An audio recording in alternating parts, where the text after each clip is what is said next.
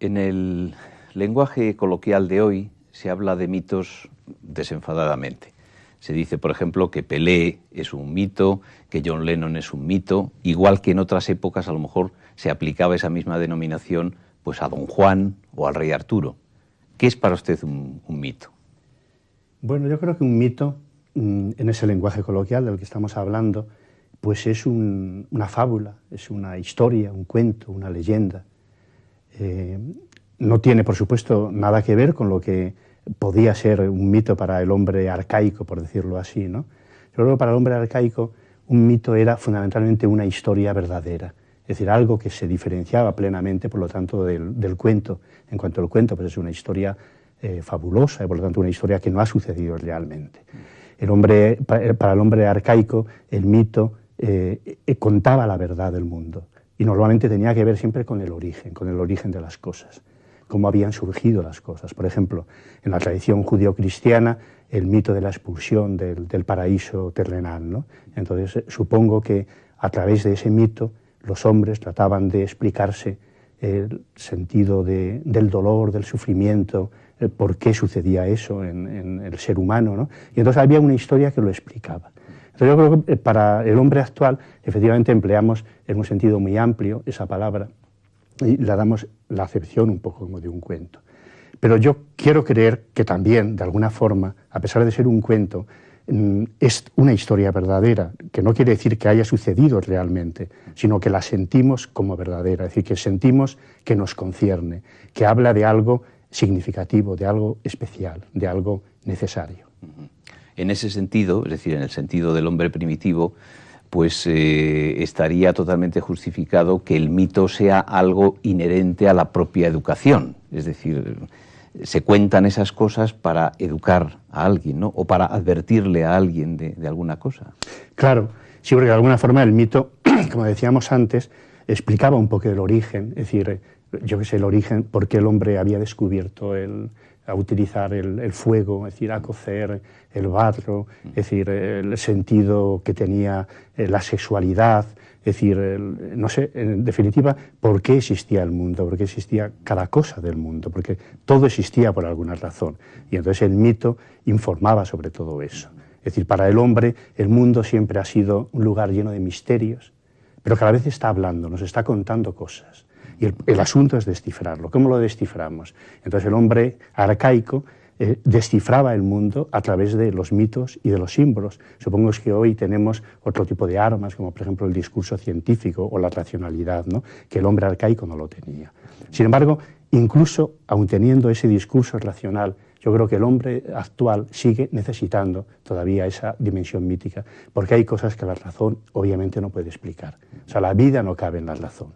Y en la medida en que la vida no cabe en la razón, hay una serie de zonas que para acceder a ellas necesitamos obligatoriamente esas armas que nos proporciona el mundo de las leyendas, el mundo de los cuentos y el mundo de los símbolos. Esas claves que son como puertas que nos dejan entrar a ese mundo tan inaccesible desde la razón, ¿no?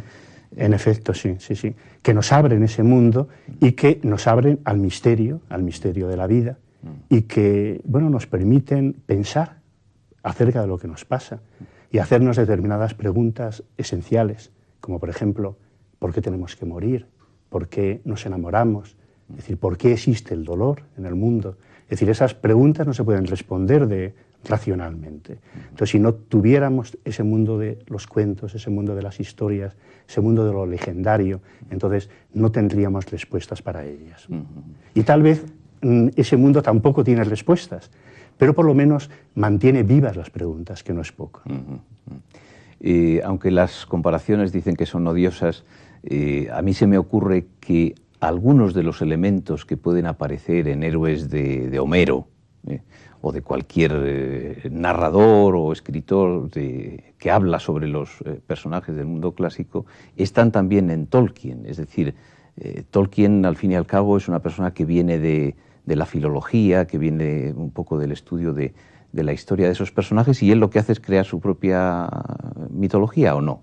Sí, no, yo creo que sí, que en efecto es así. O sea, Tolkien realmente es un hombre que conoce perfectamente todo ese mundo. Y El Señor de los Anillos a mí me parece que es una grandísima obra, una obra literaria maravillosa, absolutamente, ¿no?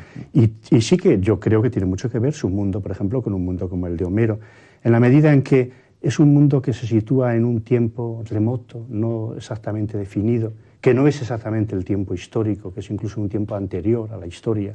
No está contando historias realmente reales, ¿no? Es decir, sino que han sucedido en un tiempo incierto, en un mundo diferente, en un mundo anterior, ¿no? Donde todo estaba todavía por definirse y donde uno estaba, como decíamos antes, como al comienzo de las cosas, en ese momento inaugural en que las cosas se empezaban a formular, ¿no? Y por lo tanto, claro, El Señor de los Anillos trata, como por ejemplo como la Ilíada, de temas tan esenciales como el poder, como, no sé, como la amistad. Es decir, son temas absolutamente básicos que forman parte de los dos relatos, ¿no? Y a mí en ese sentido me parece que Tolkien es un autor muy importante y además me parece estupendo que tenga el éxito que tiene, sobre todo entre los jóvenes. Igual que me parece que es una obra maravillosa Harry Potter, que de alguna forma participa un poco como del mismo espíritu y de la misma reivindicación de lo maravilloso y de la fábula. Y me parece magnífico que los niños de hoy se apasionen y lean ese tipo de historias. ¿Pero va la novela de hoy en ese sentido? ¿O es una excepción? Yo creo que no va mucho en ese sentido. Y de hecho, hace poco, yo creo que ayer o antes de ayer mismo, había unas declaraciones de Eduardo Mendoza, que es un novelista, bueno, pues muy importante, al que yo admiro muchísimo, ¿no? Pero bueno, él decía que la novela en gran parte pues había muerto, la novela tradicional, y que incluso en estos momentos a lo que se asistía era al éxito de un tipo de novelas que casi ya no era novela. Es decir, era un poco el éxito de la no ficción, novela en que el propio novelista se involucraba en la historia, que no sabías hasta qué punto estaba contando su propia vida o no. Entonces hay una especie como de descrédito de la ficción, yo creo, en estos momentos, en el mundo de la novela, ¿no? Y un apego, digamos, a lo más realista, a lo más inmediato. Y sin embargo, yo creo que ese mundo de la ficción se ha refugiado en otro tipo de arte que en esos momentos es mucho más popular que la novela, porque la novela fue un arte muy popular en el siglo XIX, pero sin embargo actualmente no lo es. Por más que los novelistas nos empeñemos en que nos lean y nos agrade efectivamente tener lectores, como es lógico, ¿no? Sin embargo, yo creo que el arte verdaderamente popular en estos momentos es el cine. La novela ha perdido esa capacidad de empatía con la gente común. Y sin embargo el cine no. Y en el cine, sin embargo, sí que asistimos a la presencia de este mundo de la fábula. Es decir, uno va al cine y entonces encuentra historias de todo tipo, desde historias muy apegadas a la realidad hasta historias completamente desatinadas, donde criaturas de otros planetas vienen al nuestro, donde los muertos regresan del mundo de la tumba, donde hay animales monstruosos, es decir, y aventuras magníficas y extrañas que curiosamente interesan muchísimo a la gente, interesan a los adultos también. Y entonces eso sí que es una pregunta interesante, ¿por qué les interesan, ¿no? Claro, y además es curioso que un mundo como el de la novela, que tendía, yo creo, a fomentar la imaginación, hoy día más bien hace lo contrario, mientras que el cine, que es imagen y que por tanto nos da hecho los personajes, el argumento, etcétera, pues parece que ha entrado en ese mundo de fantasía, ¿no? Es una cosa un poco rara, ¿no? Sí. No, es verdad, yo no sé muy bien por qué, pero a lo mejor es por esa razón de que realmente el cine es un arte más popular y entonces, por lo tanto, responde más a ciertos intereses que siguen estando en el hombre, sin duda alguna, ¿no? Entonces yo creo que la ficción es esencial en la formación de los hombres, igual que la imaginación, la facultad de la imaginación. Es decir, el hombre no solamente es memoria, es decir, el hombre actual es un hombre histórico que cree explicarlo todo a partir de lo que ha sucedido antes, ¿no? Mientras que el hombre arcaico no, es decir, no vivía de una manera tan fija en la historia. Había habido una serie de acontecimientos iniciales que habían dado lugar al mundo, ¿no? Y entonces él trataba de seguir vinculado a ese momento inicial, de alguna forma, ¿no? Sin embargo, el hombre actual, pues bueno, sabemos de qué somos hijos y decimos, bueno, pues somos hijos de la cultura griega, del Renacimiento, la Revolución Francesa, la Revolución Industrial, etcétera, etcétera. Todo eso nos forman, han formado nuestra identidad, han formado nuestro pensamiento, nuestra cultura, nuestro discurso, etcétera, ¿no? Pero claro, hay un montón de cosas que quedan fuera. Eso es la memoria tiene que ver con la historia. Y la imaginación es probablemente la memoria de los sueños, porque el hombre no solamente es lo que le sucede, sino lo que es capaz de soñar. y eso es importante. Esa otra memoria de los sueños es la imaginación, y a través de esa facultad, que a mí me parece maravillosa, entonces nos abrimos a mundos absolutamente diferentes, pero que a la vez están en nosotros, porque la imaginación es la facultad que nos permite vincular realidades que en principio parece que están separadas. Por ejemplo, el mundo de los vivos y de los muertos. Es decir, ¿los muertos qué pasa? ¿Han muerto y han dejado de existir? No. Y cualquiera que haya perdido a un ser querido sabe hasta qué punto ese ser sigue presente en él. Y en la medida en que está presente en él, uno tiene necesidad de escucharle y tiene necesidad de ponerse en contacto con él. Gracias a la imaginación tendemos ese puente que nos permite recuperar ese vínculo. El mundo de los animales. El hombre actual ha dejado de mirar a los animales, no sabe nada de ellos. Sin embargo, a través de la imaginación, a través del mundo de los cuentos, los niños siguen escuchando historias en que los animales hablan, en que los animales son portadores de mensajes, etcétera, etcétera, ¿no?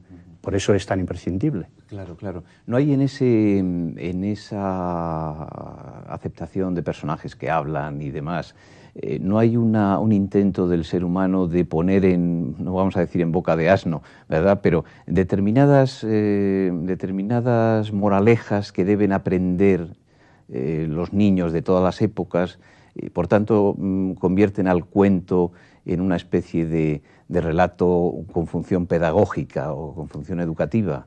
Sí, bueno, claro, es decir, el mundo de las fábulas es un poco eso, ¿no? Se utiliza la fábula de la hormiga y la cigarra, ¿no? Por ejemplo, pues entonces es evidente que tiene un ejemplo muy moral y muy inmediato, ¿no? Pero, y en cierta forma es verdad que cualquier historia tiene un sentido ejemplar. Es decir, los hombres de todos los tiempos, cuando han escuchado una historia y cuando le han dado valores, porque sentían que esa historia era útil para ellos. O sea, que no era un mero capricho, sino que estaba hablando de lo que les pasaba y les estaba dando una información y dando claves para entender el mundo y para entenderse mejor a ellos, ¿no? Por ejemplo, todo el mundo de los héroes responde a eso, ¿no? El héroe es una persona que fundamentalmente tiene que tener una actitud ejemplar, es un modelo a seguir, ¿no? Entonces tú cuando me hablabas antes de Pelé y de no sé quién era el otro que citabas, ¿no? Sí, John Lennon. Sí, es John Lennon. Bueno, pues evidentemente son modelos que en un momento determinado, por las razones que sean, habría que analizarlos, pues entonces a un grupo social, es decir, a la juventud o lo que sea, le interesa seguir, porque ven ellos algo ejemplar, algo digno de ser imitado, de ser emulado, ¿no? Entonces, en ese sentido, yo creo que la ejemplaridad sí que está presente siempre en el mundo del cuento y en el mundo de las historias, ¿no? Pero no se da hoy, por ejemplo, una dualidad entre los héroes juveniles y los otros héroes. ¿Eso se ha dado siempre? O no sé, se me ocurre preguntar si hoy día los jóvenes tienen sus propios personajes a los que... Pero en el mundo griego no era así. Había unos héroes, digamos, más estandarizados. Hombre, no lo sabemos. Supongo que a lo mejor para los muchachos griegos también el atleta ese de turno que era capaz de batir una marca o de ganar una carrera, pues entonces también tenía algo heroico, ¿no? El soldado que volvía de una batalla, o yo no sé. Yo no creo que en ese sentido haya como grandes diferencias. Hombre, lo que pasa es que es verdad que el hombre griego, pues creía, por ejemplo, en esos héroes. Les creía, esos héroes eran portadores de algo sagrado, tenían que ver con el mundo sagrado, y hoy vivimos en un mundo mucho más profano, ¿no? Sí. Y entonces en ese sentido las diferencias son grandes, ¿no? Sí. Y volviendo un poco al tema de la imagen, de las películas, etcétera, ¿hasta qué punto puede ayudar una imagen a la creación de un mito? Es decir, viendo una de las famosas películas de Walt Disney que se ha difundido tantísimo de Hércules, parece que ya tenemos un prototipo físico de Hércules. ¿Eso es así o no? ¿Y en otras épocas ha habido esa imagen real creada, o más bien cada uno se hacía su propia imagen del héroe? Yo creo que era más bien lo segundo, ¿no? Que cada uno se hacía un poco su propia imagen, ¿no? Y que en esos momentos, claro, como hay medios como por ejemplo el cine o la televisión tienen tanta influencia, entonces es verdad que son capaces de ofrecer o de concretar en una imagen demasiado exclusiva. A mí eso no me parece que sea bueno, ¿no? Para ese mundo, que yo creo que requiere una indefinición mayor, ¿no? Sí. Y de hecho yo creo que Walt Disney, siendo bueno, pues un gran director de cine, pues también es un gran corruptor, ¿no? Es decir, yo no sé hasta qué punto las versiones que ha hecho de los grandes cuentos, ¿no? Es decir, muchas de ellas, la verdad es que suponen traiciones absolutas, ¿no? A esos cuentos, ¿no? A todo lo que hay, al espíritu que hay en esos cuentos, ¿no? Pero claro, evidentemente el poder que ha tenido sobre generaciones enteras de niños ha sido enorme, ¿no? De tal manera que hoy no podemos enfrentarnos a una novela una novela por otra parte maravillosa como Peter Pan sin estar viendo, digamos, la figura del Peter Pan que ha creado Walt Disney y la campanilla, etcétera, ¿no? Y el Capitán Garfio, ¿no? Claro. Entonces, sí. Yo recuerdo con tristeza el momento en el que vi por primera vez la película de La Cenicienta de Walt Disney, porque no se ajustaba en absoluto a lo que yo me había imaginado de la marrana Cenicienta, que era el cuento que me contaba mi abuelo. Es decir, claro, al no ajustarse yo estaba un poco descolocado, ¿no? No sé si eso pasa ahora porque ya realmente no hay posibilidad de que el abuelo casi te cuente un cuento. Te lo haya cuento, contado, ¿no? sí. Ahora el abuelo casi es Walt Disney. Sí. Yo no sé si es bueno que tener un abuelo que se llame Walt Disney, ¿no? No, Claro. pero es verdad. Porque de hecho el niño, yo creo que esa necesidad que tiene de que le repitan las historias, ¿no? Es decir, no todas, sino algunas, porque el niño no pide que se le cuente cualquier historia, sino solamente alguna. ¿Y por qué pide que se le cuente esa una y otra vez? Porque esa historia ha tocado algo esencial. O sea, es una historia importante para él. En ese sentido, es una historia verdadera. Por eso hablaba antes, ¿no? de que de alguna forma recupera ese sentido un poco del mito, ¿no? De la misma forma que para el hombre arcaico determinados mitos estaban contando la verdad del mundo. Entonces, esas historias al niño son significativas porque también hablan de su verdad. Y por eso le importa, y por eso quiere escucharlas una y otra vez para tratar de entender esa verdad, ¿no? Y hablando de decepciones, por ejemplo, una persona que esté entusiasmada con el tema del Grial, que es un tema tan fantástico, tan espiritual, etcétera, pues si le dicen que está en la Catedral de Valencia, a lo mejor sufre un trauma, ¿no? Claro, sí, es un disparate porque es mezclar las cosas. Es decir, el Grial pues pertenece efectivamente al mundo del relato, pertenece al mundo de los símbolos. Entonces ese mundo de los relatos le quiere, como comentábamos antes, un espacio, un escenario no definido, un tiempo incierto. Es decir, situarnos de alguna forma en un momento anterior al momento histórico, en otro lugar de lo real, de alguna forma, ¿no? Y entonces es ahí donde realmente adquiere toda su fuerza. Pues claro, la historia del Grial, el Grial que es esa copa sagrada en la que se supone que Jesús, en fin, ofreció el vino en su última cena y que ha dado lugar, bueno, a esa historia maravillosa, toda la leyenda artúrica, ¿no? En el fondo la búsqueda del Grial es la búsqueda del sentido de la vida. Es decir, dar con esa copa y por lo tanto entender que esa copa existe y que aquello que sucedió fue cierto, es un poco como sentir que la vida tiene un sentido que en ese momento se nos revela al encontrar ese objeto. Entonces, en el fondo, la literatura siempre es eso, es la búsqueda del sentido, igual que el mundo del mito y el mundo del cuento y el mundo de la leyenda. En ese sentido, yo creo que la literatura actual tampoco es tan diferente digamos, a ese otro mundo, ¿no? Entonces, contamos historias porque queremos entender la vida, porque queremos enfrentarnos a ese mundo disperso, fragmentario, roto, que tantas veces es nuestra vida. Y entonces queremos imaginar o pensar que a pesar de todo eso, a pesar de lo fragmentario y de lo caótico que nos parece, eso guarda un orden oculto que a lo mejor no se nos ha revelado todavía, pero que tenemos que seguir reclamando, tenemos que estar atentos al objeto de que cuando se nos revele seamos conscientes del tipo de orden que es, ¿no? Entonces, todas esas historias que hablan de la búsqueda de un objeto maravilloso, sagrado, único, ¿no? Entonces, en el fondo, son la historia eterna de la literatura. Y la historia eterna de nuestra vida, porque en el fondo yo creo que vivimos siempre buscando eso. Sí. Y además yo pienso que la fuerza del ser humano está en la búsqueda, ¿no? Una vez que encuentra las cosas hay como una especie ya de descanso, mientras que la tensión que lleva esa búsqueda es lo que le da sentido verdadero a la vida. Sí, claro, ¿no? claro, porque eso es la verdad es lo que escapa siempre. Es decir, la verdad nunca está en aquel que dice tenerla. Es decir, la tenemos en la medida en que la estamos perdiendo. Entonces nos acercamos, anhelamos lo verdadero y nuestra búsqueda de la vida es la búsqueda de la verdad. Pero en el momento en que la tenemos, la hemos perdido. Entonces es una búsqueda constante que hay que renovar a cada instante y esa búsqueda es la vida.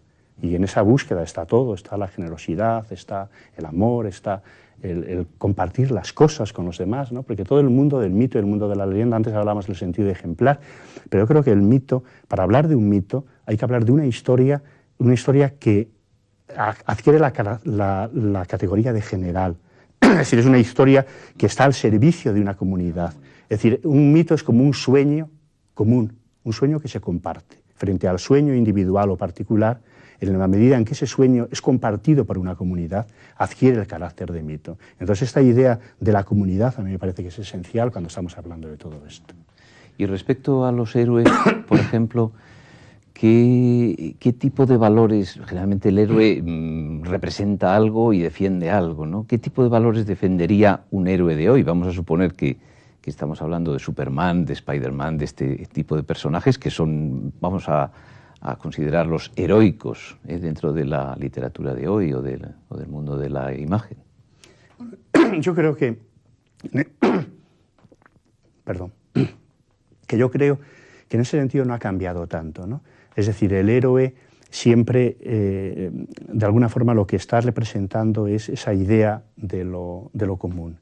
Es decir, es el que es capaz de abandonar ese mundo de lo particular, de sus propias limitaciones, para situarse en el mundo de lo general o de lo universal. Alguien es héroe en la medida en que representa a todos los hombres. O sea, no en la medida en que se representa a sí mismo, sus anhelos, sus deseos, sino en la medida en que todos los hombres están representados en él. A mí esto me parece una cualidad maravillosa.